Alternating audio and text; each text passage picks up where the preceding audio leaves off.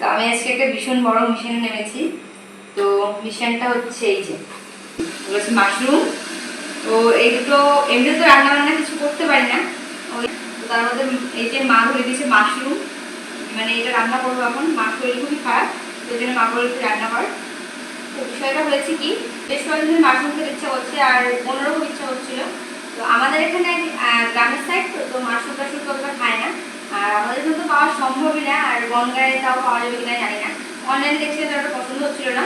দাদু বেশ কয়েকদিন আগে গিয়েছিল বর্ধমান, দাদুর বোনের বাড়ি, ওইখানে মাশরুমটা পাওয়া যাবে। দাদুকে বললাম, তো এই জন্য পাঠিয়ে দিয়েছে। আর হচ্ছে মাশরুম আমি ছোট থাকতে একবার মা রান্না করেছিল, খেয়েছিলাম, সেটা টেস্ট আমার কিছু মনে নেই।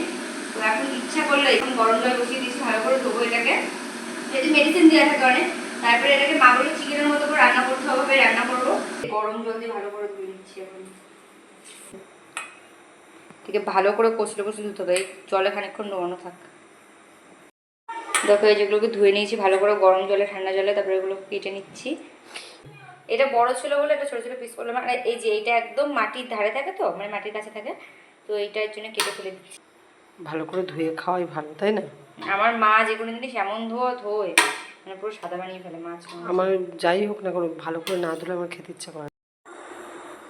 কাটা হয়ে গেছে, এটাকে আমি নুন হলুদ দিয়ে ম্যারিনেট করে রেখে দিচ্ছি। এটা ধোয়ার পরে না একটু শুকাতে হতো, মানে ফ্যানের তলায় কিংবা একটু শুধু একটু মুছে নিলে ভালো হতো। তো এই যেটা ম্যারিনেট করে রেখে দেবো এখন। তারপরে মশলাগুলো এখন রেডি করে নিই, চলো। তো দেখো এখানে পেঁয়াজ আর কাঁচা লঙ্কা কুচিয়ে নিয়েছি, আর এখানে আদা রসুন শুকনো লঙ্কা জিরে পেস্ট করে নিয়েছি। তো তেলের উপরে ফার্স্টে জিরে আর তেজপাতা দিয়ে দেবো। এবার পেঁয়াজ কুচি আর লঙ্কা কুচিটা দিয়ে দেবো। এবার দিয়ে দিলে একটু লবণ। হয়ে গেছে, এর মধ্যে আমি আবার পেস্ট করে রাখা মশলাটা দিয়ে দেবো। এবার এটাকে ভালো করে কষিয়ে নিচ্ছি যতক্ষণ না তেল ছেড়ে আসছে এটার থেকে।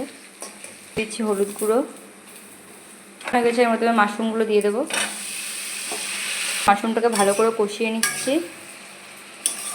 কষাতে কষাতে এটা ঢাকা দিয়ে দিলাম, তাহলে এটার টেস্ট ভালো আসবে। দেখো ঢাকনাটা খোলার পরে যতটা জল ছেড়েছে এর থেকে, তো এটাতে এক্সট্রা আর কোনো জল অ্যাড করার দরকার হবে না। আর মাশরুম কষা কষাই খায়, এতে যত মশলার পরিমাণটা বেশি হবে তত টেস্টি হবে। দেখো এটাকে বারবার করে ঢেকে ঢেকে ভালো করে কষাতে হবে। তো এই যে ফাইনালি মাশরুম রেডি। আর দেখতে কেমন লাগছে কমেন্টে অবশ্যই জানাবেন। বাবাকে এখন পরোটার সঙ্গে সার্ভ করে দিলাম।